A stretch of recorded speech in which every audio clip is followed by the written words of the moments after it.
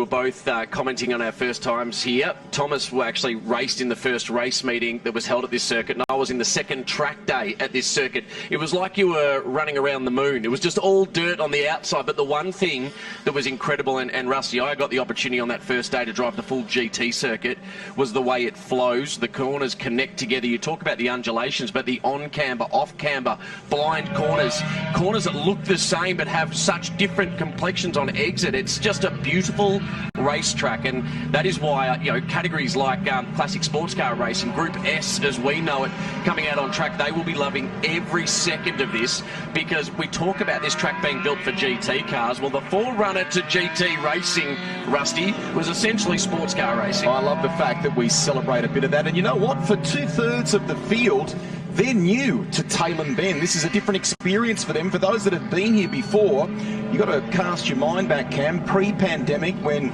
the Shannon's Nationals, as it was then, had basically celebrated the first ever national event here at Tailem Bend, and these competitors were with us. So fantastic to welcome back Group S. It is basically a living museum of classic sports cars. We have everything here from Alfa Romeos to Datsuns, Porsches. You've seen a couple of them come through there a moment ago, some Corvettes, Triumphs, and a whole lot more. And there are names in this field that have been around motor racing in this country for some time. Now, Terry Lawler has grabbed pole position for this. The way the team were talking to me just before the race started, they talked about inheriting that pole position. They didn't actually walk away with the top spot, but after the conclusion of qualifying, and I think an investigation around yellow flags and things like that, Terry, who's a great competitor of these kind of this style of racing, these style of cars, has ended up on pole. I've seen members of the Tilley family who are down there giving them a hand this weekend, which is great too. They're going to stick around for the full week, because we've got a massive array of support activity here next weekend as a part of the first of the endurance races for supercars as well. This machine here, the 308, well, had a little bit of an oil pressure issue in qualifying, and he felt all basically at sea, Mr. Powell, in practice on Friday, but they've got it ironed out and ready for racing, and so good to have it here. There's something in this for everyone, isn't there? Look at the Mustang rolling around as well. There's plenty of cars, Rusty. If you've got a favourite, it's time to declare your hand out there. Ferrari Dino, that was a cool... Oh. Few people in our outside broadcast truck putting their hands up for the Shelby and for the Corvettes. I heard the Corvette call there from I believe it was our director that may have said that through. They are pretty cool, aren't they? Just love the shape. I miss the styling of cars and the various, design. How would you put it? Like the interpretations or the different styles of expression by each of the different manufacturers. I feel somewhat like we're missing these days. Everything's now aero efficient. Everything's making sure the car runs. Back when these cars were being designed, and I don't just mean the Porsches, because you really, when you jump into a 1973 Porsche Carrera RS, you realise just how incredible a car was in 1973, and you wonder the modern equivalent with all the mod cons. They are unbelievable, but there's just some beautiful expression of design out there. The Italians, the Americans, it's all different. And many of the competitors have done things like Ren Sport internationally, gone to Goodwood and things like that. They love this style of racing. It is dedicated to production-based sports cars that have been manufactured from 1941 through to 1977. We split them because obviously manufacturers evolved with their cars in that time frame. Sports cars were different into each of the decades that we've just talked about there. So 3 classes: Class SA or Group SA for 1941 to 1960, SB from 61 to 1969, and then SC for those that were made and rolled off the production line from 1970 to 1977. Green flag waves at the back of the field. They thought they would have 40 for this event. They've ended up with 32. It's a great roll-up for Group S here at the Bend. That mighty, and away we go, and racing. Porsches have made a very good start of that. Calvert Jones in the 40 by the looks of it, I think, has got the better jump, but now Lawler comes into his own, and the grunt goes to the ground from the mighty Shelby, and he'll lead them down into turn 1. It's all Porsche behind him, though. Sweeping to the outside was Gulson. I don't know if he held on to it. A bit of panel rubbing, which you don't expect to see in Group S as they make their way through turn number 1. Tyre smoke there on the 8 of Lawler. It was the Porsches off the line. That's the power to wait. But then once it was able to stretch its legs, the Mustang was able to hold them all off, including a big, desperate run around the outside by Golson into turn one. That was brave. Keep an eye on the green machine in the background, running in position 5 at the moment. That is Jeff Morgan. Very successful in the recruitment game, has done some great things in business, and he's been a Porsche stalwart for so many years. He still has his original 911 from back in 1981. I can recall him in Porsche Cup in the late 90s, mid-90s, and he's been running that car in this class for 23 years. Change of position here, and that is for the lead cam. That's Golson to the front. He's put it on the line, hasn't he? Showed his intent from turn number 1, and now the 63 of Golson leads Lawler. Corvette Jones in third. Lawler needs to be within striking distance of the main straight if we're going to fight back here, because it'll be all advantage Porsche through the back part of the circuit.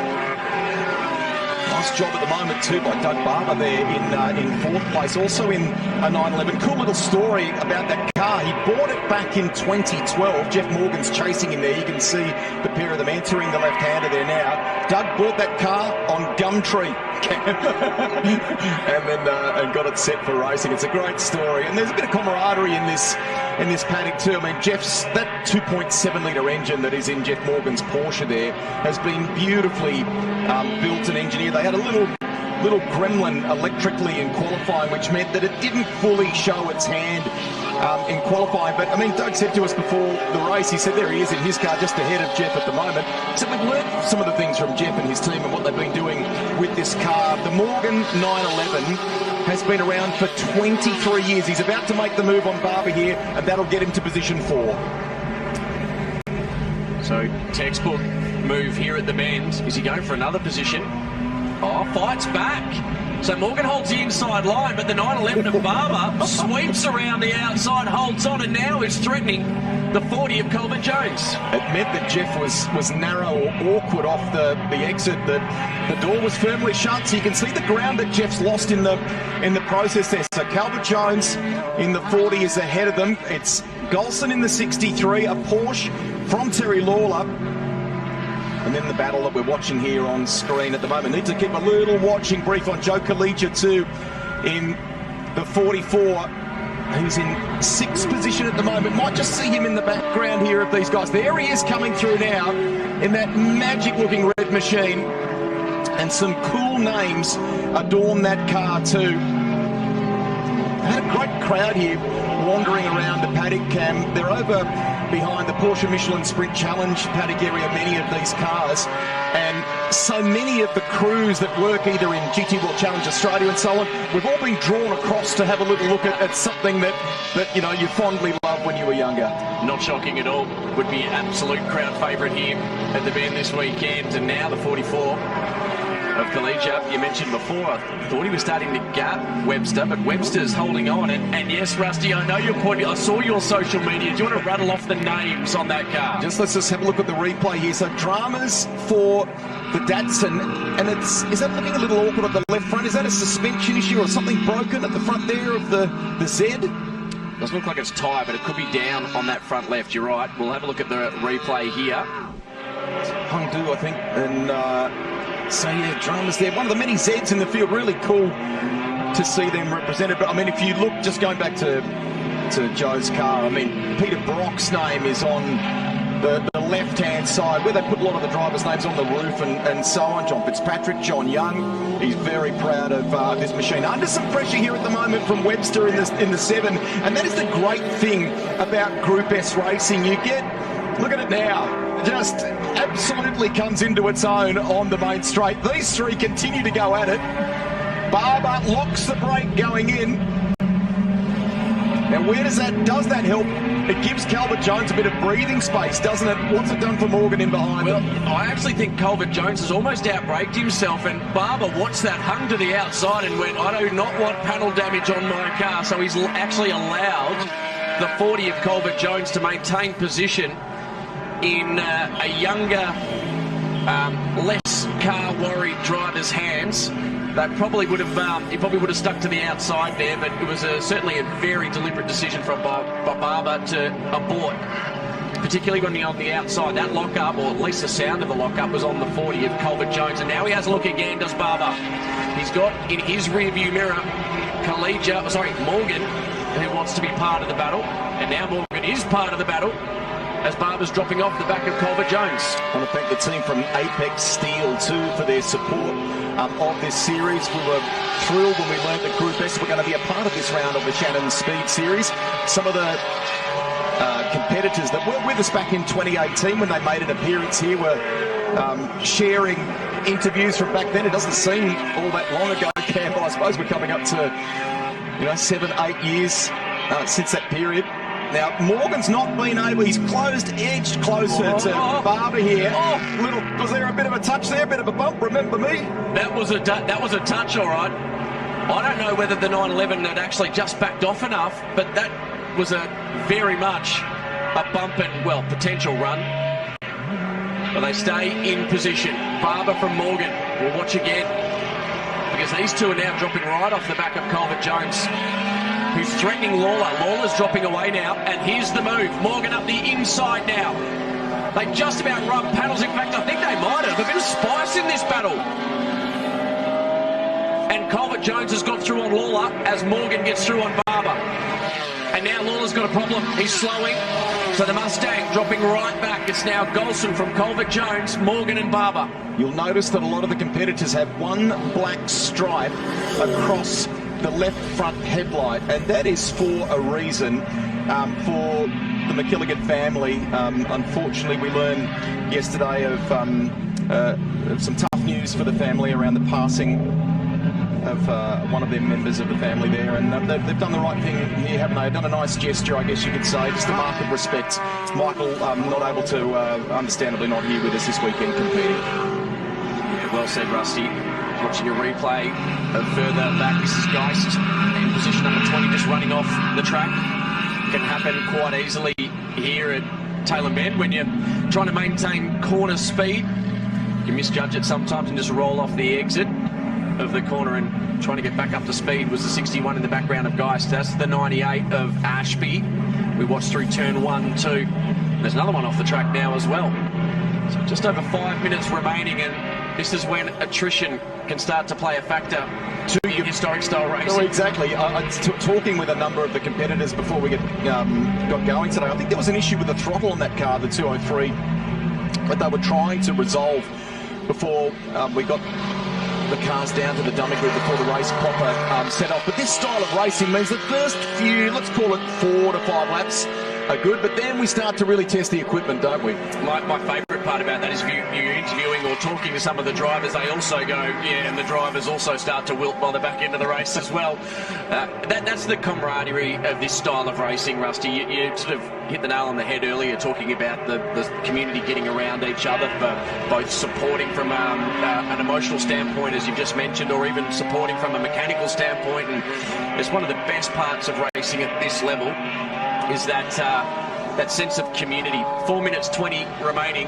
Tell you what didn't look like a sense of community though, the way Morgan and Barber were just coming together a couple of times out there as well. I think there's a little bit of spice in that. I wonder if they come out with smiles on their faces or just like a slight grimace. There was a bit of steering down there. They're only parked a couple of spaces apart down in the paddock area there, so now in comes Terry Lawler to the lane. What a shame for the man who started from position 1 in this race.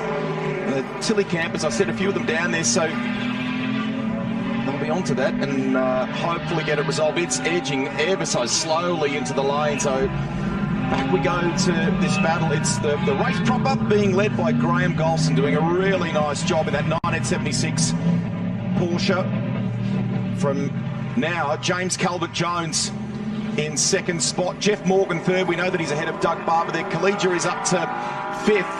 And here he is in the 44. Constantinides in 7th place at the moment. So hopefully get a bit of clarity on what's gone wrong for Lawler's car there. First of our races here this weekend for the Shannon Speed Series. We've been very much focused this morning here on qualifying, but a huge afternoon of racing to come your way in all sorts of categories, and we'll be on air right through until 6 South Australian time tonight.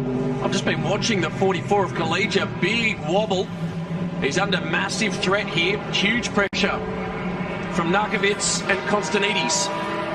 There are different tyres that the category can use. The bigger cars often with the Hoosier spec tyres. Some of the smaller machines, depending on where they are category-wise or class-wise, some Yokohamas and things like that. So different strengths that come into it from a tyre perspective as well. Golson continues to light up the timing monitor. 2:12, 1:1 last time by, and he's just gone fastest in the middle sector on the very next lap. Now, here we go. A bit of pressure starting to mount in the fight for second place. Morgan edging closer, and Barber is back with him too. This one's shaping up to be a pretty interesting finish. 2 minutes remaining in this race. Race number 1 for Group S. That's the 40. Second place, Culver Jones, and here comes Morgan with a big move down the straight. And it looks like the speed is coming right out of the Culver Jones entry, because here's the 911 he's dropped 2 spots there as well. Yeah. So in a straight line, it looks like he's compromised. Some sort of mechanical gremlin just creeping in, and now Morgan finds himself up on the second spot on the podium. Chatting with Jeff there before as well, he reminded me of a good friend of this class of racing and of Porsche generally in Australia, in David Withers, who's been a little unwell, and I know we'll probably be watching today, so stay strong, David, and it's great that you're supporting your mates that are here competing. Another competitor that Jeff has actively encouraged to return to the driver's seat is Peter Boylan, who's supported lots of competitors over time. I mean, you can fondly remember him in the early 2000s and so on. He's been away from racing a little bit, and Jeff said to him, look mate, it keeps you young, you love these cars, you love the competitors, come back and do it, and it's been so good for him. He's down at the moment in 22nd, but back at the wheel of a Porsche again and loving it. It was the name I was actually looking at as well, going, how good is it to see Peter Boylan back out on a racetrack? So well done to him being out on track.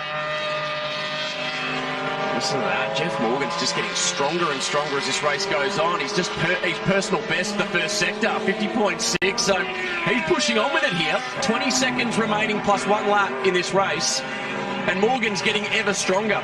The time of Golson, though, at 2:12.1, incredibly quick. That's the second place man on screen right now. And it looks like it might just be a straight line issue for Culver Jones, because he hasn't been dropped off the back of Barber too badly. As we continue around, it'll be 1 more lap remaining in this race. Gap's too big, Cam, isn't it? 8.2 seconds to Golson, who's been mighty up in front. Here's your race leader, and in theory should get the last lap board this time around with the clock counting out. Magnificent looking Porsche. So we'll get some clarity for you, but we believe we're on the way home, I think. Now, Morgan has, what's he got on Barber there now? 1.3 seconds. So Barber's staying or endeavouring to keep that margin at about the same. And a further second back to Culver Jones there. So Whiteside on a personal best lap as well, getting stronger, as it looks like Konstantides and Webster are going back and forth, trading blows out there on track in the battle for 7th. And Whiteside hoping to buy into it, too far behind those 16.4 seconds, the gap between those two. So Whiteside just enjoying a bit of clear air out on track as we see the 911 of Barber and the 41 of Morgan. They're both 3rd and 2nd respectively on track at the moment. 6.8 seconds. The throttle, I thought Golson had rolled out of it. Then he goes purple first sector on the last lap of the race. Amazing. Category was first introduced in the early 90s. I mean, the cars were all once road registered icons, Cam, and they're now this beautiful kind of rolling showcase of engineering heritage that spans the decades from the 1940s right through to the 1970s, the late 1970s. Love the tip of the hat with the colour scheme on this car too. Immediately think of Golf Porsche, don't you? He's gone purple twice. I think he's going to go sub 12. He's attempting a sub 2-minute 12 lap time.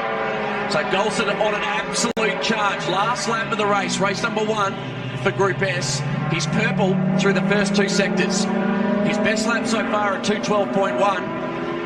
There's 11 seconds the gap. I tell you what, this is risky in a category like this to try and set the fastest lap of the race.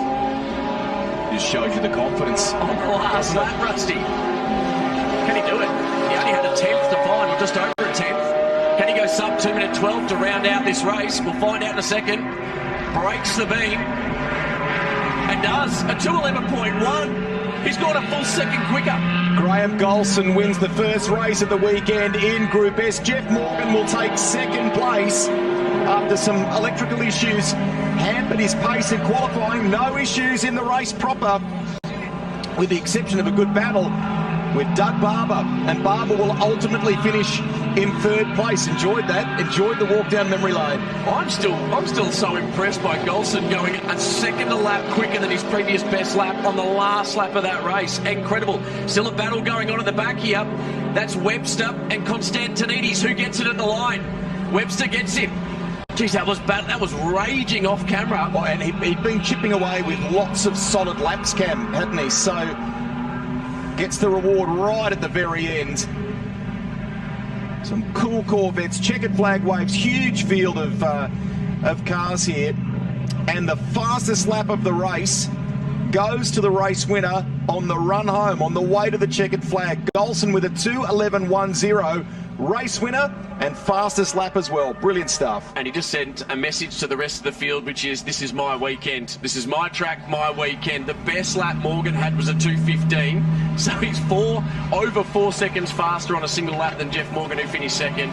He's over 3 seconds faster than Barber, who finished third. So Golson, hats off to you. It was Lawler off the start line, though. He got jumped by a few Porsches.